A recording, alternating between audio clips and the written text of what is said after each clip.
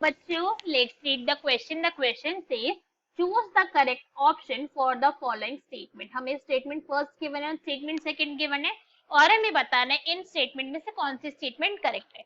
So now let's start the question. सबसे पहले हमें क्या गिवन है? स्टेटमेंट ए में low value of RQ, that means less than 1 है अगर value, it indicates that anaerobic respiration is being carried out. अगर वैल्यू RQ की कितनी है? लेस देन 1 है, तो इसका मतलब क्या होता है?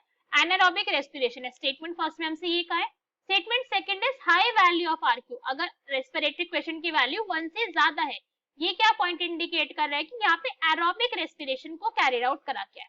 So now let's start the question. सबसे पहले हम क्वेश्चन को सॉल्व करने का की कॉन्सेप्ट देखेंगे. की कॉन्सेप्ट, द क्वेश्चन को सॉल्व करने का की कॉन्सेप्ट क्या है हमारा कि भैया हमें RQ that means respiratory question के बारे में हमें नॉलेज होनी चाहिए.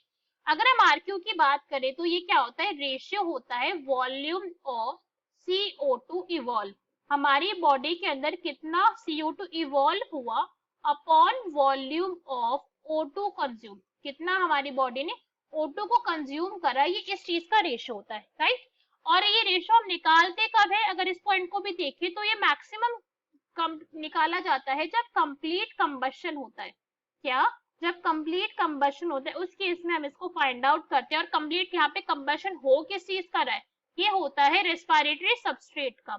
Respiratory substrate. अब रेस्पिरेटरी सबस्ट्रेट क्या होता है? ऐसे मॉलिक्यूल्स है जिसका बॉडी क्या करती है? ऑक्सीडेशन करती है, या फिर हम क्या कह सकते हैं?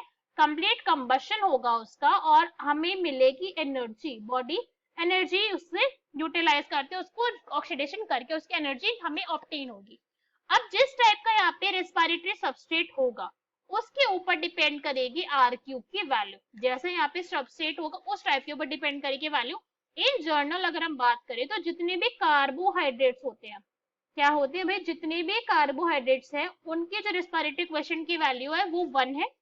प्रोटीन्स की अगर हम बात करें तो प्रोटीन्स के रेस्पिरेटरी क्वेश्चन की वैल्यू 0.9. दैट मीन ये भी कैसी है? लेस देन 1 है. Less than 1. अगर हम फैटी एसिड की बात करें, फैटी एसिड, तो फैटी एसिड के लिए कितना होता है रेस्पिरेटरी क्वेश्चन की वैल्यू? ये भी होती है लेस देन 1. लेस देन 1 होती है ये भी. अभी जितने भी हमने पॉइंट पढ़े सारे के सारे हमने कंप्लीट कंबशन के लिए पढ़े थे. बट एक केस ऐसा भी आता है जब कंबशन होती है इनकम्प्लीट. कैसे कंबशन होती है भाई? इनकम्प्लीट कंबशन के केस में भी रेस्पिरेटरी क्वेश्चन को कैलकुलेट करा जाता है. Incomplete combustion.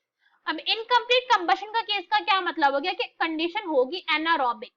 कैसी होगी कंडीशन? एनारोबिक कंडीशन होगी कि बॉडी को वॉल्यूम ऑफ O2 बॉडी ने कंज्यूम करी ही नहीं है, बिल्कुल जीरो होगी यहाँ पे volume of CO2 consume.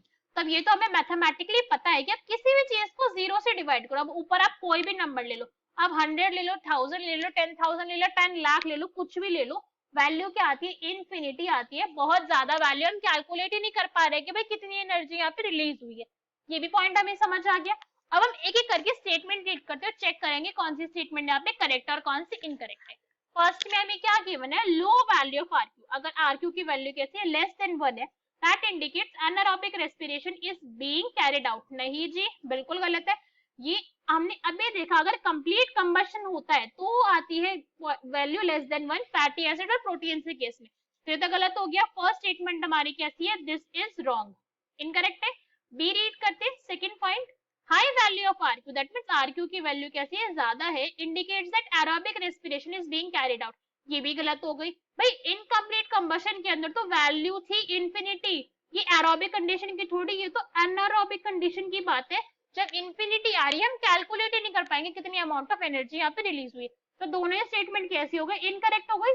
So our correct answer will be D. That is both statement first and second. Hope you understood it well. Best of luck. Thank you.